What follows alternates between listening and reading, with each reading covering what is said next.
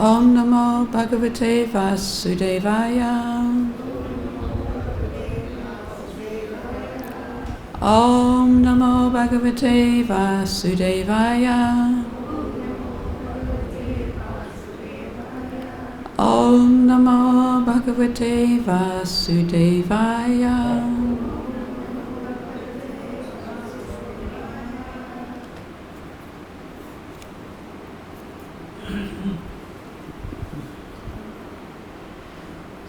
So, today we are reading from the 12th chapter of Bhagavad-Gita as it is, and text number 9.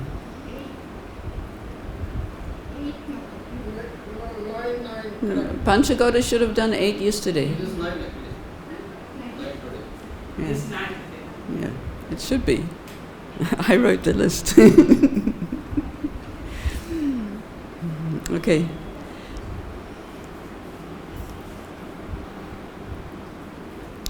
Atha cittaṁ samādhātuṁ na śaknoṣi maya sthiram abhyāsa-yogena tato icchāptuṁ dhanam-jaya atha cittaṁ samādhātuṁ na śaknoṣi mayi sthiram abhyāsa-yogena tato icchāptuṁ dhanam-jaya. Atha, if, therefore, cittaṁ, mind, samādhātuṁ, to fix, na, not, śaknoṣi, you are able, mayi, upon me, sthiram, steadily, abhyāsa-yogena, by the practice of devotional service, tataḥ, then, mam, me, icchā, desire, āptum, to get, dhanam-jaya, O winner of wealth, Arjuna. Translation and its purport by His Divine Grace A.C. Bhaktivedanta Swami Srila Prabhupada. Jai Srila Prabhupada. My dear Arjuna, O winner of wealth, you cannot fix your mind upon me without deviation, then follow the regulative principles of bhakti-yoga. In this way, develop a desire to attain me. Please repeat. My dear Arjuna, O winner of wealth, if you cannot fix your mind upon me without deviation, then follow the regulative principles of bhakti-yoga. In this way, develop a desire to attain me. Purport. In this verse, 2 different processes of bhakti-yoga are indicated. The first applies to one who has actually developed attachment for Krishna, the Supreme Personality of Godhead, by transcendental love. And the other is for one who has not developed an attachment for the Supreme Person by transcendental love. For this second class, there are different prescribed rules and regulations one can follow to be ultimately elevated to the stage of attachment to Krishna. Bhakti-yoga is purification of the senses. At the present moment, in material existence, the senses are always impure, being engaged in sense gratification. But by the practice of bhakti-yoga, these senses can become purified, and in the purified state, they come directly in contact with the Supreme Lord. In this material existence, I may be engaged in some service to some master, but I don't really lovingly serve my master. I simply serve to get some money. And the master is also not in love. He takes service from me and pays me. So there is no question of love. But for spiritual life, one must be elevated to the pure stage of love. That stage of love can be achieved by practice of devotional service, performed with the present senses. This love of God is now in a dormant state in everyone's heart, and there, love of God is manifested in different ways, but it is contaminated by material association. Now the heart has to be purified of the material association, and that dormant natural love for Krishna has to be revived. That is the whole process. To practice the regulative principles of bhakti-yoga, one should, under the guidance of an expert spiritual master, follow certain principles. One should rise early in the morning, take bath, enter the temple and offer prayers and chant Hare Krishna. Then collect flowers to offer to the deity, cook foodstuffs to offer to the deity, take prasadam, and so on. There are various rules and regulations which one should follow, and one should constantly hear Bhagavad-Gita and Srimad-Bhagavatam from pure devotees. This practice can help anyone rise to the level of love of God, and then he is sure of his progress into the spiritual kingdom of God. This practice of bhakti-yoga, under the rules and regulations, with the direction of the spiritual master, will surely bring one to the stage of love of God.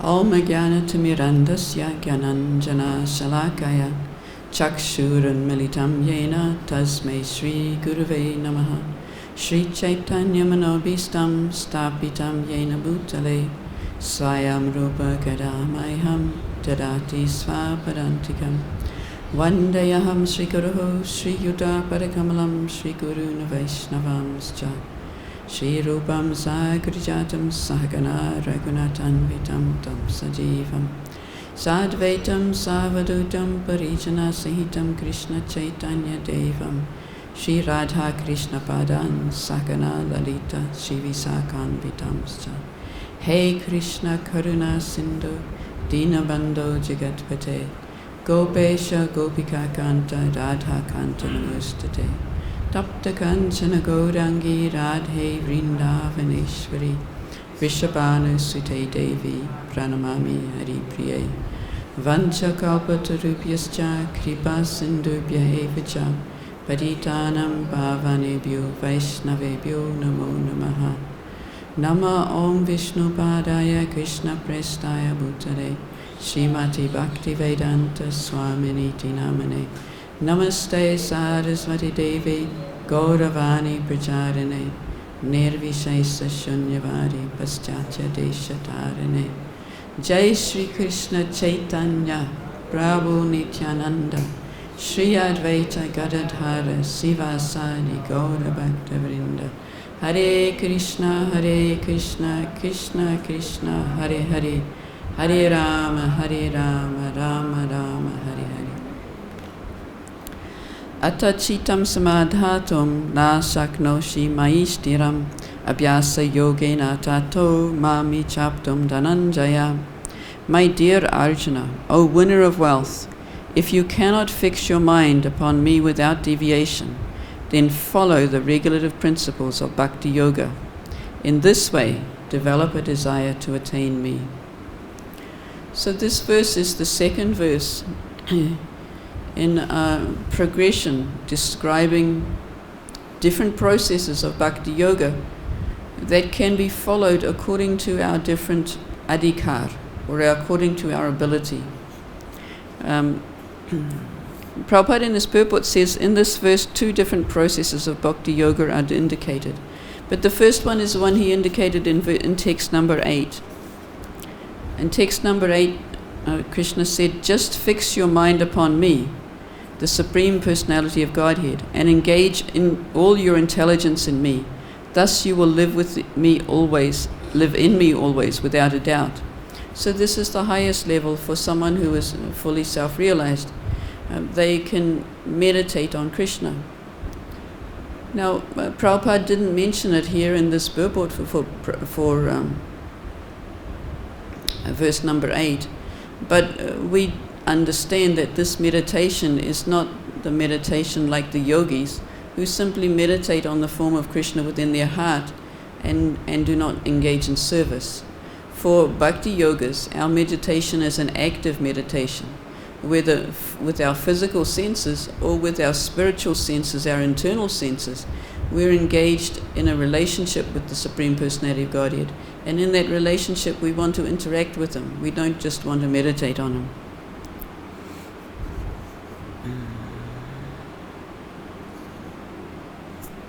So we'll go through the purport, and then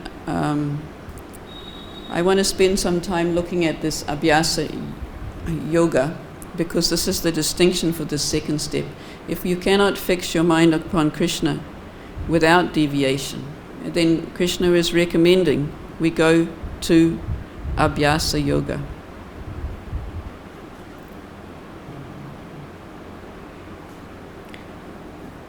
So we mentioned that this Prabhupada in the purport, we'll go through the purport first. So Prabhupada mentions the two processes. The first one is one who has actually developed an attachment for Krishna.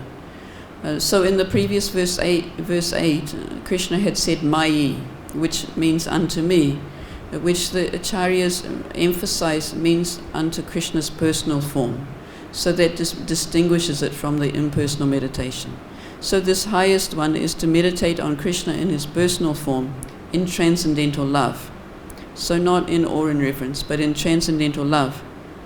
And for one who has not come to that stage of transcendental love, there are different prescribed rules and regulations one can follow to be ultimately elevated to the stage of attachment for Krishna.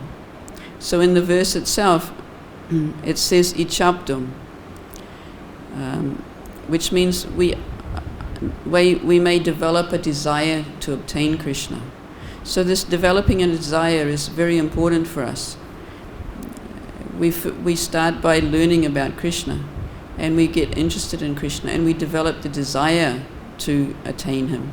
And then He will reciprocate, as He says in the 4th chapter of the Bhagavad-Gita. He says, as you surrender unto me, I will reward you accordingly.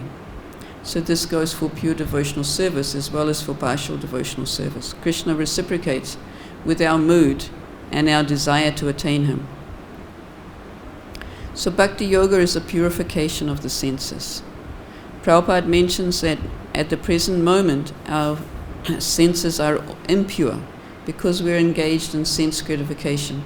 We're engaged in trying to make some arrangement for ourselves, not understanding that actually Krishna makes perfect arrangement for all living entities, and we don't have to separately endeavor for ourselves.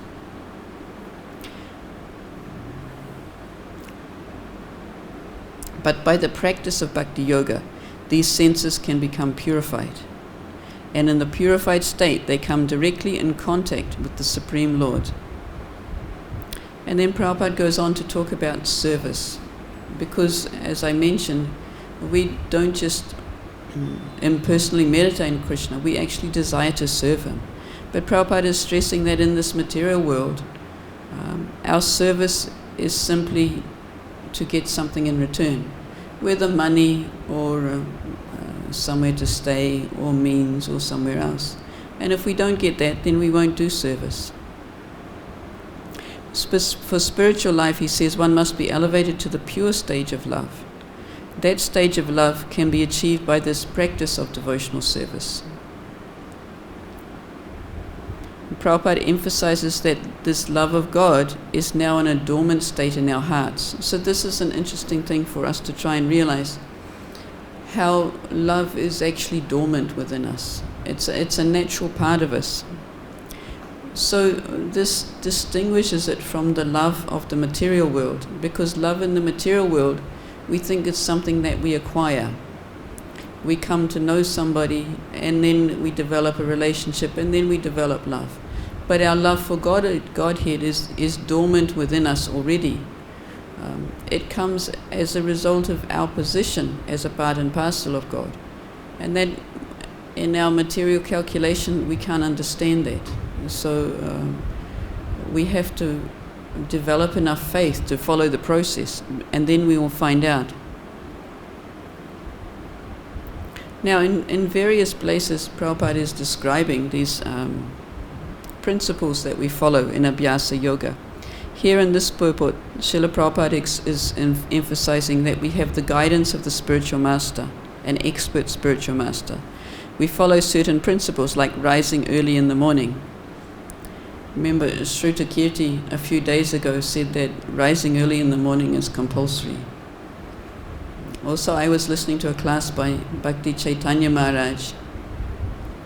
It was called 3 Rules for Chanting Japa. So he had 3 rules for chanting japa. Rule number 1, chant attentively.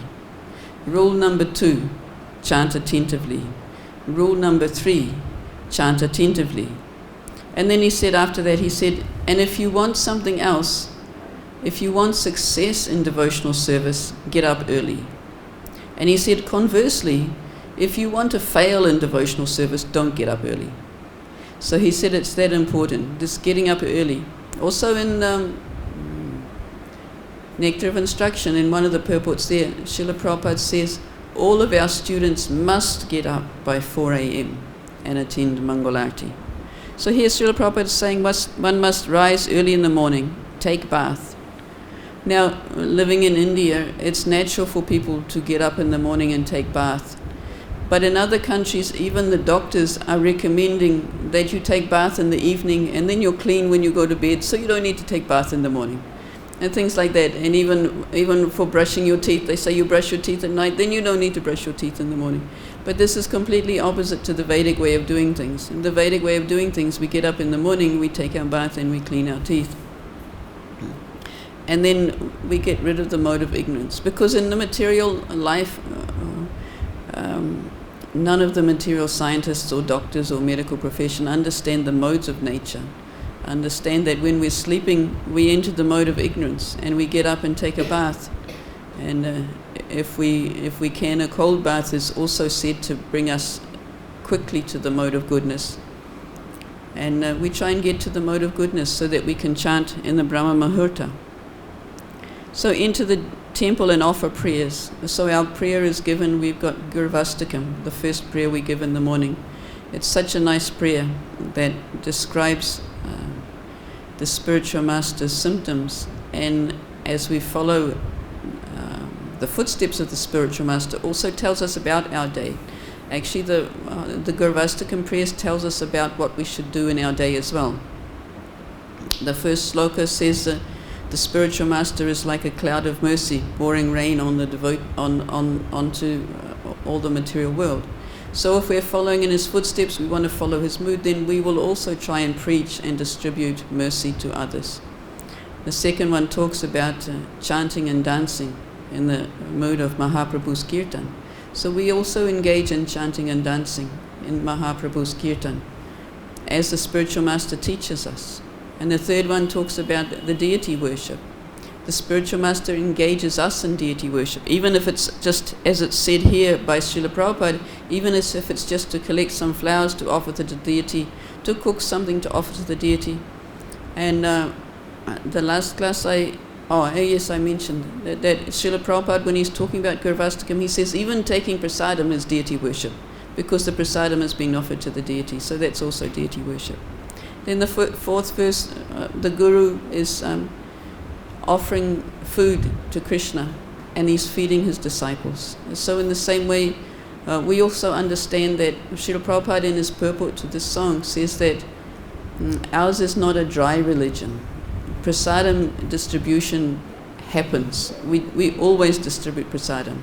So therefore we're following in our footsteps. We can also cook prasadam, offer it and distribute it to others.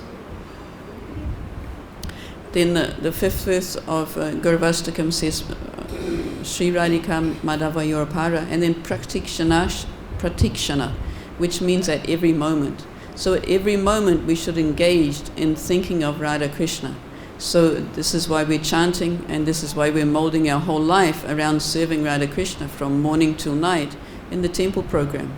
So this way we're also following the spiritual master by trying to mold our life so that we always remember Krishna. Then the sixth verse of Gurvastakam talks about the bona fide spiritual master, because he understands the proper goal of spiritual life is to approach Radha Krishna in Goloka Vrindavan.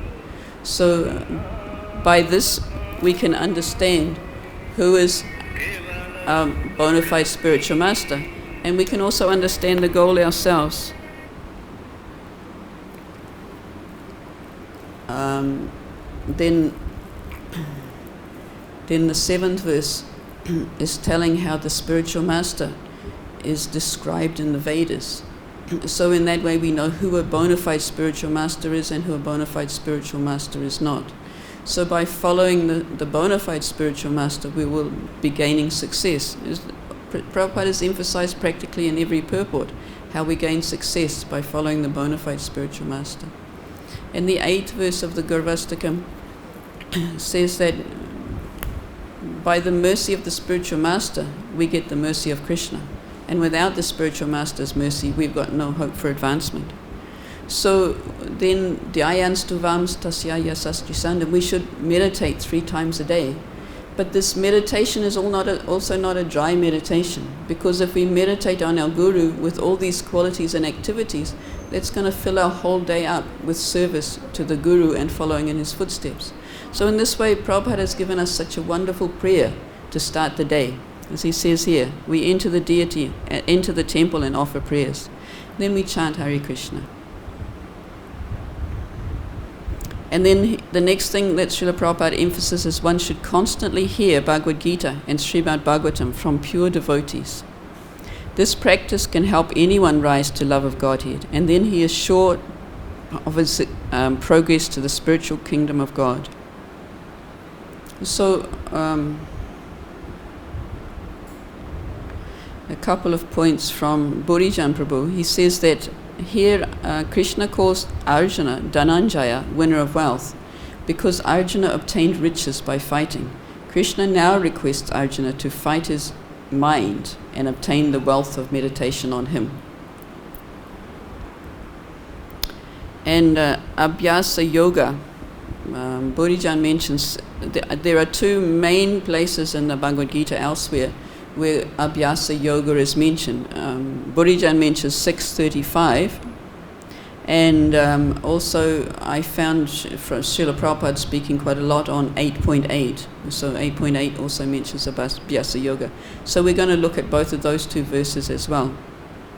But there's one here which is important for us to understand the link between meditation on Krishna and our activities in regulated devotional service. Why regulated devotional service will lead us to meditation on Krishna. So Rupa Goswami quotes a verse from Padma Puran that describes constant remembrance of Krishna as the goal of all sadhana practices. Smartavya satatam Vishnu, vismartavyo najatu chat, sarve vyedu nishedo syur, etayor eva kankaraha. Krishna is the origin of Lord Vishnu. He should always be remembered and never forgotten at any time.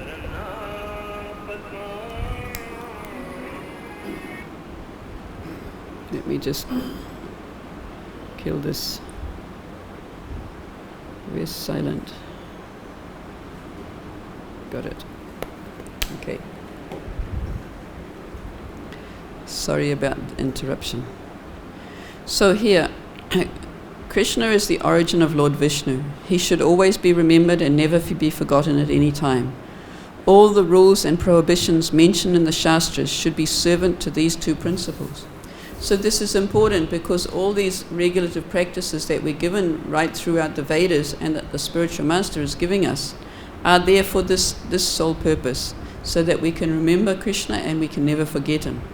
So Srila Prabhupada, when he describes this verse in Nectar of Devotion, he says that the positive yamas are about remembering Krishna, and the prohibitions, the niyamas, are about not forgetting Krishna. So our positive yama is that we chant minimum 16 rounds a day, and our 4 niyamas is that we follow the 4 regulative principles, which are helping by avoiding those things that helps us to not forget Krishna. Now let's look at this. I've got some of these verses from the Bhagavad-Gita, and also taking from a class of Srila Prabhupada's where he goes through the 8th chapter once. So 635, which Burijan Prabhu mentions, where Arjuna was complaining about how difficult it was to control the mind. So Sri Bhagavanu Vacha Asamsayam Mahabaho Mano Durnigraham Chalam abhyāsa-yogena tu kuntaya vairagyena nagriyate.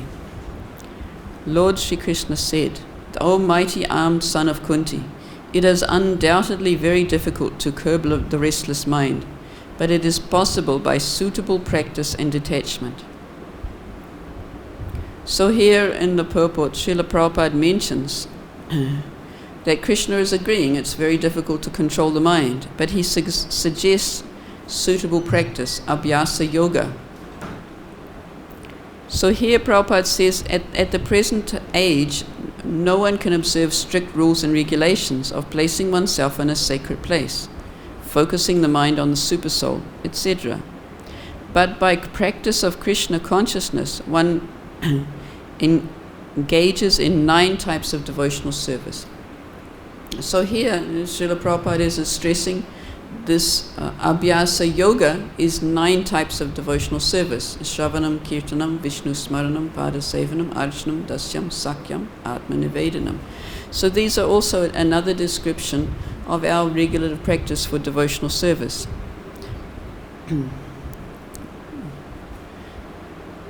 It's just another way of saying these things. It's a general principles, whereas what Prabhupada said in this purport is specifics about rising early in the morning and going into the temple, offering prayers and chanting Hare Krishna like that. And Srila Prabhupada here also recommends this hearing. The first and foremost of such devotional engagements is hearing about Krishna. The more one hears about Krishna, the more one becomes enlightened and detached from everything that draws the mind away from Krishna. And he gives the example of pareshanubhuti, spiritual satisfaction. It is like the feeling of satisfaction a hungry man has for every morsel of food he eats. So the more you eat when you're hungry, your hunger goes away, you feel some satisfaction, and you also get nourished. So in the same way, when we engage in devotional service, one gets spiritual satisfaction, and the mind is no longer attached to material sense gratification. So now I wanted to look at this other one, which is in the 8th chapter of the Bhagavad-Gita. There's several verses before we come to abhyāsa-yoga, but they're all about remembering Krishna. So I thought it was quite nice to go through them all. I won't go through all the purports though. 8.5 Anta kale chamam eva smaran muktva kalevaram ya prayati samādhātum yati nasyatra samsayaha. And whoever at the end of his life quits his body remembering me alone, at once attains my nature. Of this there is no doubt. So we're going back to the remembrance of Krishna, how important it is to remember Krishna. Yam yam vapi smaram bhavam chajyante kalevaram tam tam evaiti kontaya sada tad bhava bhavitaha. Whatever state of being one remembers when he quits his body, that state he will attain without fail. So Srila Prabhupada in his class is giving an example that Krishna is saying whatever we remember when we quit our body, that's a state we'll attain without fail. So Prabhupada says that the goal of this, therefore, is how to transfer our attention from thinking of the material energy to thinking of the spiritual energy. He said, like when we're thinking of the material energy, we get ourselves engaged in reading so much of literatures, newspapers, magazines, novels, fictions, so many other things, so much of literature. But for thinking of the spiritual energy, the Vedic literatures are there. Our thoughts should be absorbed in these literatures. So therefore the process to transfer from thinking about the material atmosphere to thinking about the spiritual atmosphere is to absorb ourselves in reading the Vedic literatures.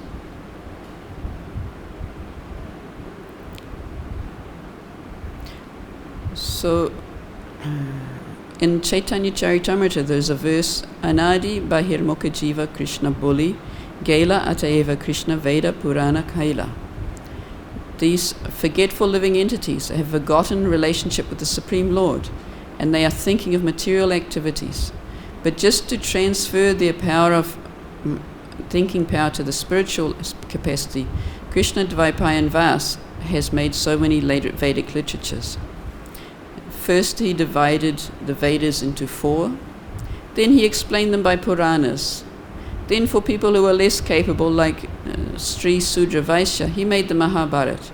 And in the Mahabharata he introduced the Bhagavad-Gita.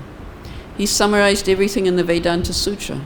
And then for the Vedanta Sutra, he made a natural commentary, which is called Srimad Bhagavatam. Srimad Bhagavatam is called Bhāsyo Yam Brahma Sutranam, the natural commentary on the Vedanta Sutra. So this brings us to the stage of Sada Tad Bhava Bhavitaha, one who is always engaged in thinking of Krishna. The next verse, 8.7. Tasmat sarveshu kaleshu mam anusmara yudyacha mayarpita mano buddhir mam evaishyasya samsayaha. Sorry? This is 8.7. But what I'm reading from in between the verses is taken from a class of Srila Prabhupada's. So tasmat sarveshu kaleshu mam anusmara yudyacha mayarpita mano buddhir mam evaishyasya samsayaha. Kya? As samsayaha, without a doubt. Therefore, Arjuna, you should always think of me in the form of Krishna, and at the same time carry out your prescribed duty of fighting. With your activities dedicated to me, and your mind and intelligence fixed on me, you will attain me without a doubt. So here we're coming back to the execution of activities. Krishna here is saying, don't just try and sit and meditate. Don't do anything impractical. Actually, Arjuna is in the middle of a battlefield. He can't just sit and meditate. But Krishna is saying, Mam anusmara yudyacha. Think of me and fight. He does not say give up your occupational duty. He says there are so many different duties. It's not that everyone has the same duty. So when it comes to devotional service, there are the principal devotional service is to always think of Krishna. And the details are actually what we're doing. Different activities at different times of the day, we'll be doing different activities. And similarly here, if we're in different varnas, we'll be doing different activities. But they can be all dovetailed into doing it for Krishna. So whoever they are, one has to work. So we should not give up our occupation, but we can remember Krishna. That will make it possible to remember Krishna at the time of death. If you don't practice remembering me always, along with your struggle for existence, then it is not possible. This is Srila Prabhupada is putting Krishna's words. And so he's saying that Lord Chaitanya says, Kirtaniya Sada Hari, always chant Hare Krishna, is the same thing as Krishna saying, just always remember me. Because there is no difference between Krishna and Krishna's name. So what we engage in is always chanting Krishna's name, then that is our process of remembrance for the fact that Krishna and Krishna's name are identical. So this example Srila Prabhupada gives in the introduction to the Bhagavad-Gita. He gives an example which also comes in the Chaitanya Charitamrita, but I couldn't find Chaitanya Charitamrita. But in the introduction to the Bhagavad-Gita, Prabhupada gives an example that the acharyas in this connection give the example of a woman who is attached to some man other than her husband. So when she's attached to some man other than her husband, Prabhupada says this is a very strong attachment called parakiya ras. So the Acharyas give the example of when a woman is attached to someone other than her husband, she has such a very strong attachment, but at the same time she doesn't want her husband to know. So therefore she engages very, very nicely in all her household activities, so that her husband will not think that her mind is all the time thinking about the person she's attached to. When will I meet him again? What his qualities are, everything like that. So the Acharyas say, so similarly, we can engage in all sorts of different services, but no matter what we're doing, we should be engaged in thinking of Krishna always, and wanting to have that. When we have that strong sense of love for the Supreme Lord, then we can discharge our duty no matter what it is, even if we're not attached to it, and at the same time remember him.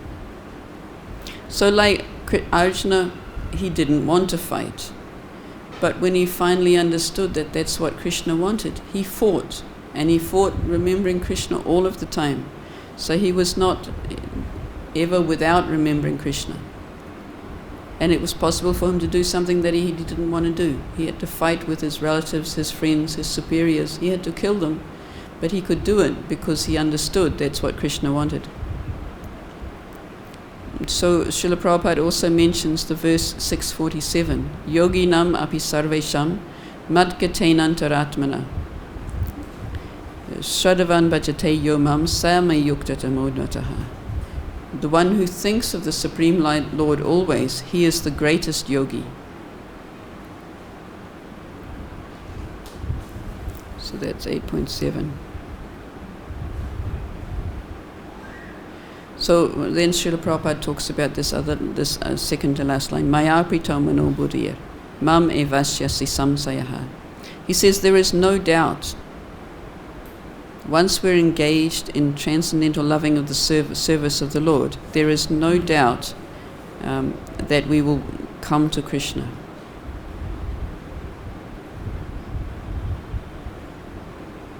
So Srila Prabhupada is also going on to these 9 processes of devotional service. So for abhyāsa-yoga, we've looked at that abhyāsa-yoga means our regulative daily practices, rising early in the morning, taking bath, going to the temple, offering prayers. We've looked at how abhyāsa-yoga also means remembering Krishna, meditation on Krishna. And abhyāsa-yoga also means the 9 practices of devotional service, Shravanam, Kirtanam, Vishnu Smaranam. So then Srila Prabhupada says that once we follow all of these, then ultimately we'll remember Krishna. So here's the last verse, here's the last reference for abhyāsa-yoga, which is in 8.8. Abhyāsa-yoga yuktena chaitasa nanyagamina paramam purusam divyam yati paratanu chintayan. One who meditates on me as the Supreme Personality of Godhead, his mind constantly engaged in remembering me, undeviated from the path, he, O Partha, is sure to reach me. So here again, Lord Krishna is emphasizing the importance of remembering him. And Srila Prabhupada is in this purport, he's giving another meaning to abhyāsa-yoga. He's introducing the need for chanting. So here's the 4th definition of the abhyāsa-yoga. By the practice of chanting and hearing the sound vibration of the Supreme Lord, one's ear, tongue and mind are engaged. This mystic meditation is very easy to practice and helps one attain the Supreme Lord. So I was reminded in a class recently that one of the devotees was asking Srila Prabhupada about this difficulty of controlling the mind. He said to Prabhupada, I don't know, what should I think of when I'm chanting? I don't know, my mind goes everywhere. What should I be thinking of? And Prabhupada said, what's the mind got to do with it? You simply chant and you hear. So this is the same as what Bhakti Chaitanya Swami was saying.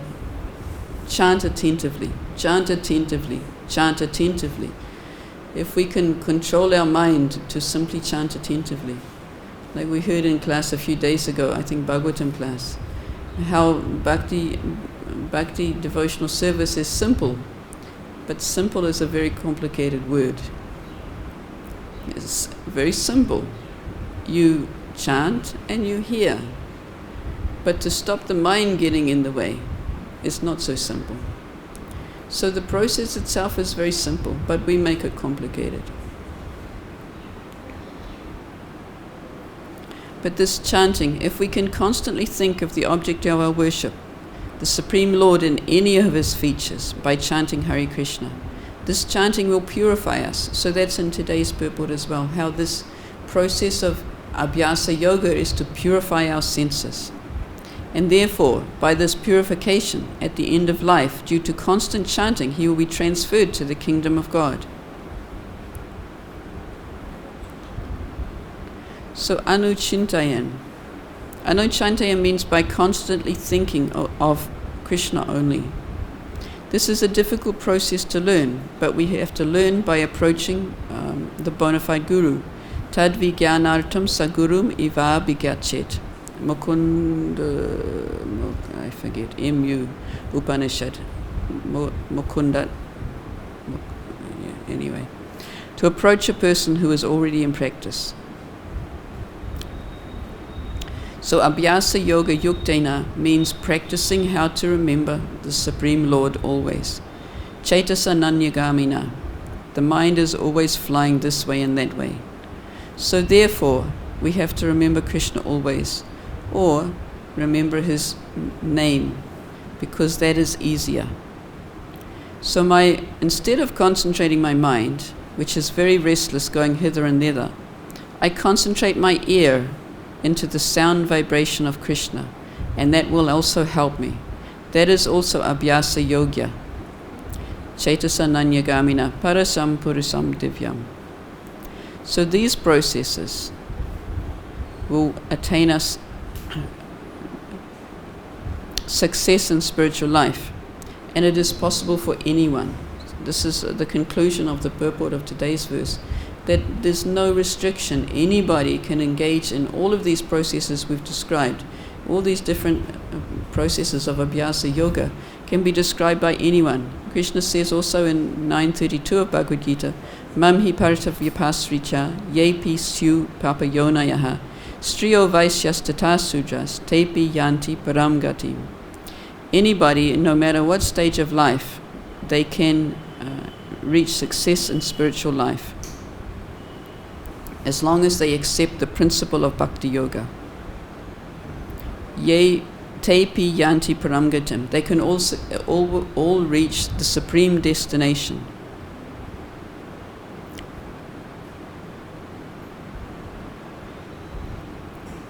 So Srila Prabhupada says, this is the sum and substance of the whole Bhagavad-Gita. Therefore, the conclusion is that the Bhagavad-Gita is a transcendental literature which one should read very carefully. Now, there's just another couple of notes here. Another quote about abhyāsa-yoga from Srila Prabhupada's book, Renunciation Through Wisdom.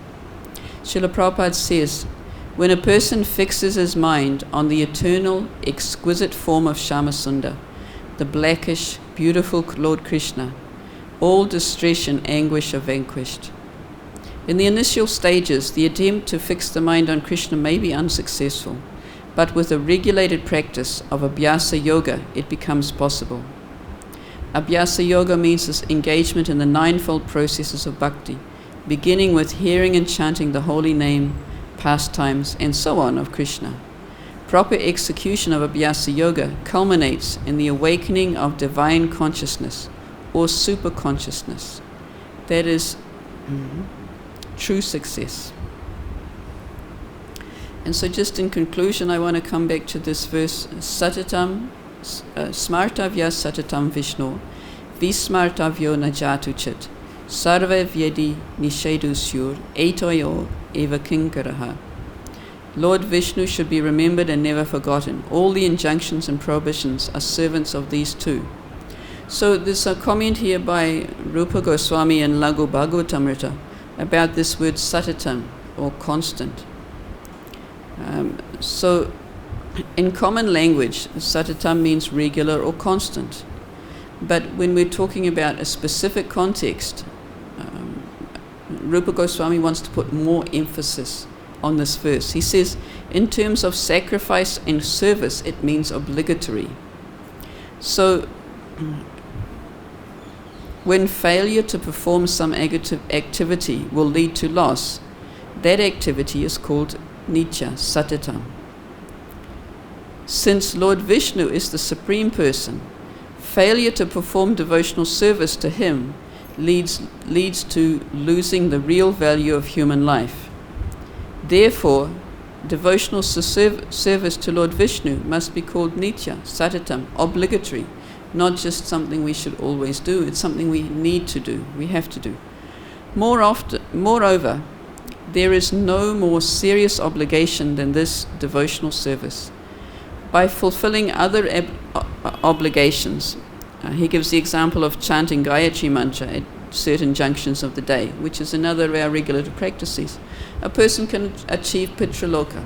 So if you just follow these practices of abhyāsa-yoga without remembering Krishna, we might achieve some minor goal.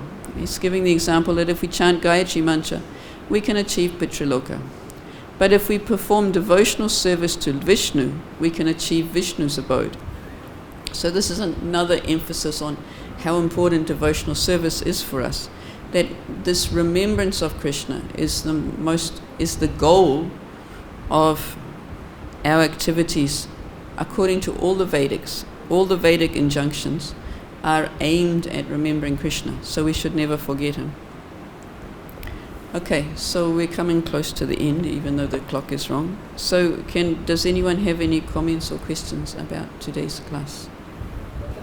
Krishna addresses winner of the wealth.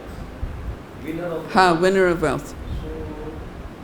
So in practical life also, winner of the wealth means all the businessmen. It is very difficult for them to come into bhakti-yoga. Yeah, but so what the acharyas say that this address of winner of wealth is there, I read that out at the beginning, that this Krishna is addressing Arjuna as winner of wealth because he wants him to use to get the wealth of devotional service. Let me read it again. Here, this is from Burijan Surendra unto me. Krishna calls Arjuna dhanam-jaya, the winner of wealth, because Arjuna obtained riches by fighting. Krishna now requests Arjuna to fight his mind and obtain the wealth of meditation upon him. So in this, by calling Arjuna dhanam-jaya, he's trying to remind him that there's a bigger wealth than this material wealth, like you're talking about the rich merchants. That yes, it's hard for them. They have to give up that attachment to that wealth and find the higher wealth, the more stronger wealth. Good. Superior. Yeah, superior wealth.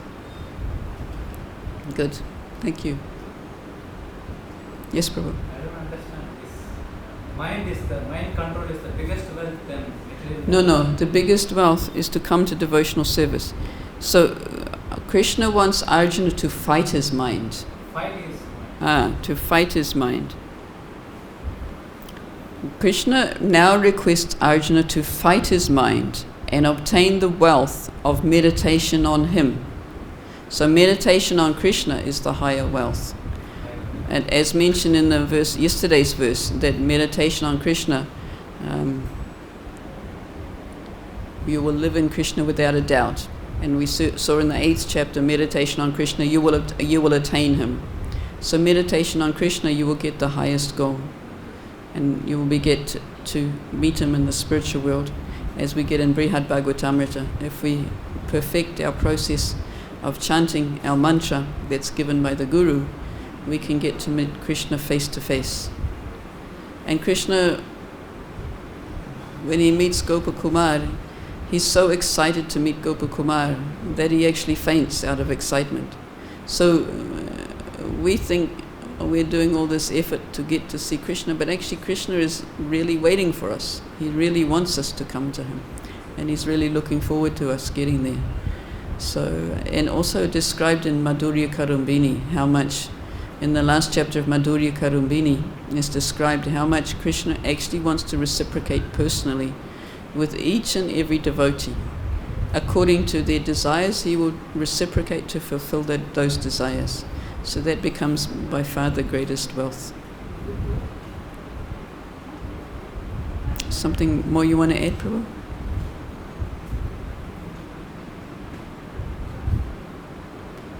Or anything else? Hare Krishna, Prabhu. So this getting up early in the morning, but say someone is sleeping at 1 o'clock and then gets up at 7 o'clock. Yeah. And he still slept for 6 hours a day, which is the standard in ISKCON.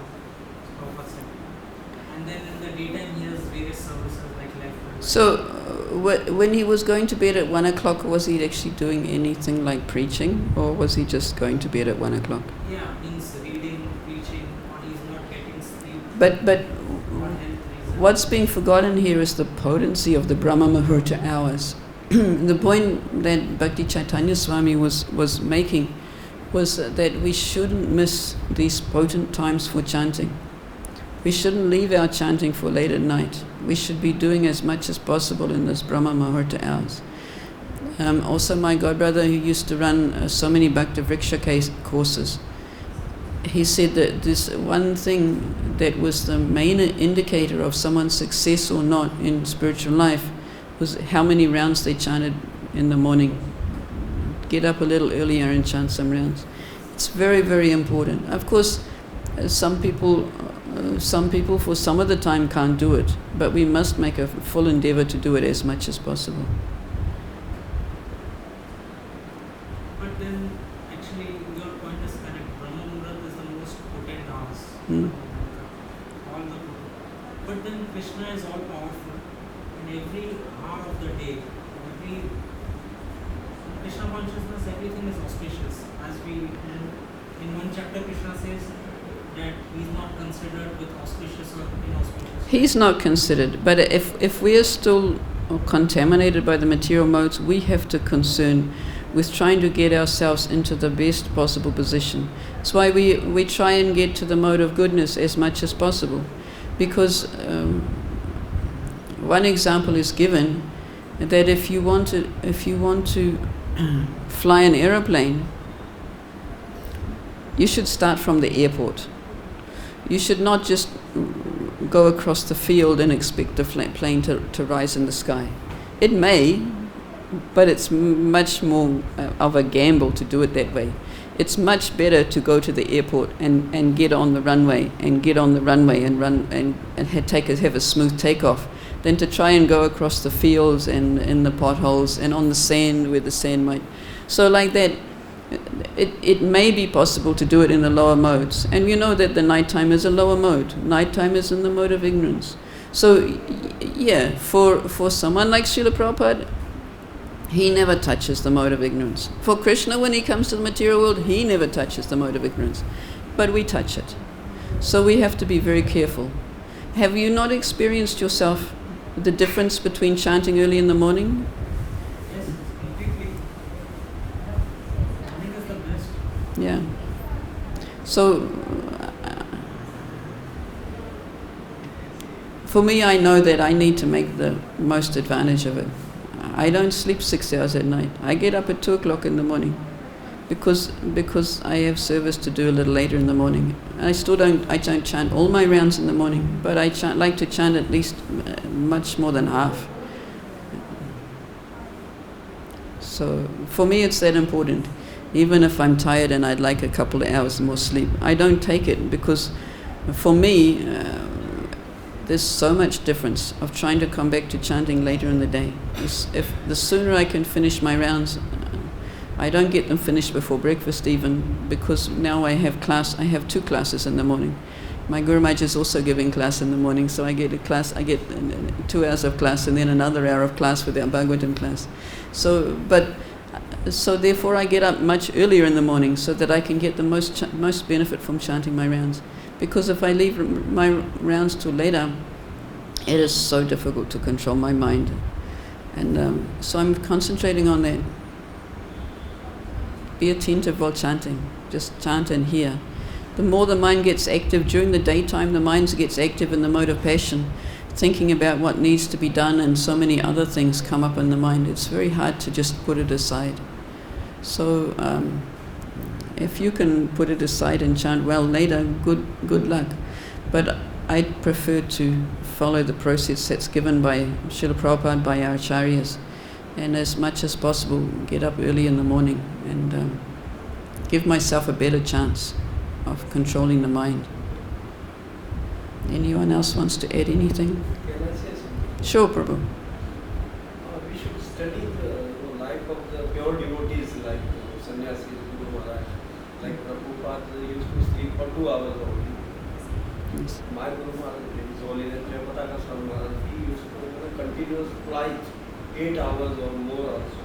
He used to come to our temple and after 1 hour he is sitting on the vyasa to address all the audience.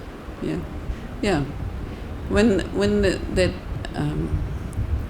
especially you can see sometimes you can recognize. For us, we're covered by the material modes. It's not always possible for us to recognize somebody who's on the raganuga level of bhakti. But sometimes when you can see things like that, how material modes don't affect them, even though they should be so tired, because that spiritual energy is there. They've got that raganuga desire to preach.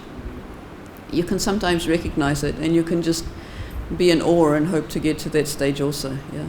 Thank you, Prabhu. Yes. My experience also has been like chanting early in the morning is the best time, because when in the evening, if you're chanting in the morning continuously, but then maybe sometimes you chant in the evening, you can tell the difference. There's a huge difference. Yeah. It's more of a struggle. You become sleepy. It's really not very nice. I mean, you need to finish your round, but I found that it's very, very difficult. Better, it's so nice. It goes better. It's smoother, and you have more of a chance of controlling your mind. But I know that, like a lot of us need help in how to control the mind. Yes. Like, for instance, Sattva Maharaj used to have this book out called Japa. Ah, very good book. Yeah, and it tells you, like what to do. We have to seek help on how to do that, how to control our mind. Some of us have a problem with controlling the mind. And also, Not just some of us, I think. and also, like Papa was saying about, there's so many like magazines and things like that are mundane and distracting. But now with the cell phone, it's a whole different story, because it's like a minefield. Mm. You go in and you're looking for something transcendental to hear, but you have to go through so much mundane things. Yeah. I give a whole class on the dangers of online life. It's completely the opposite to the Guru Parampara. Even if you find something about devotional service, it's very short. You can't fix your mind on it. It encourages you to go from one thing to another, and never to actually go deep into studying and meditating. My Guru Maharaj is stressing that we need to not just read Prabhupada's books, we need to study them. We need to actually put some effort. Not we just fly on Facebook and read one quote here and one quote there and, I'm engaged in devotional service, I'm doing fine. But actually when we're allowing our mind to flick here and there and get very bad habits, this social platforms, you can use them, but you have to be very, very careful. Otherwise you cultivate such bad habits that are so dangerous that stop you from actually being able to even read Srila Prabhupada's books, because you're so used to just reading 5 minutes and then finding something else to read. To sit down for an hour or two and read Prabhupada's books becomes impossible for some people who are so much used to this modern social media, where you never actually put your attention into anything. Yes, Prabhu. Just now we are discussing about the morning Ha. Is there any possibility to develop the same standard as the chanting in the morning? Suppose I have service in the morning. I I cannot complete my rounds. No. So I cannot get the same quality chanting in the afternoon or evening. How to develop the same standard in the rest of the times? Well, we have to complete our rounds later as best that we can. And we have to, I try to do it, I try to look after the environment, particularly if I've got a habit of looking to my phone to see what I should be doing. I put my phone somewhere where I can't reach it, like turn the volume off so that nobody can disturb me. There's a nice class I copied by Niranjan Swami where he talks about that. He talks about how even though it may be at a different time of the day, we need to set that time. If it's our 16 rounds should be unviolable. That we shouldn't allow anything to disturb.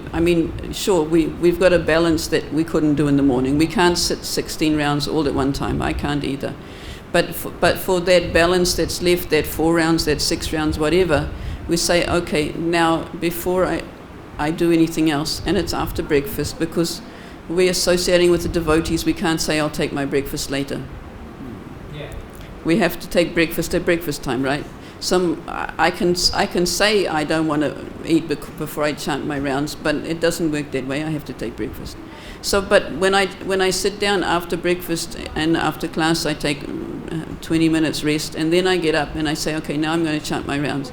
And if I'm in my room and I can't chant my rounds properly, I come out and sit in front of the deities, and I sit down and I stay there till I finish my rounds.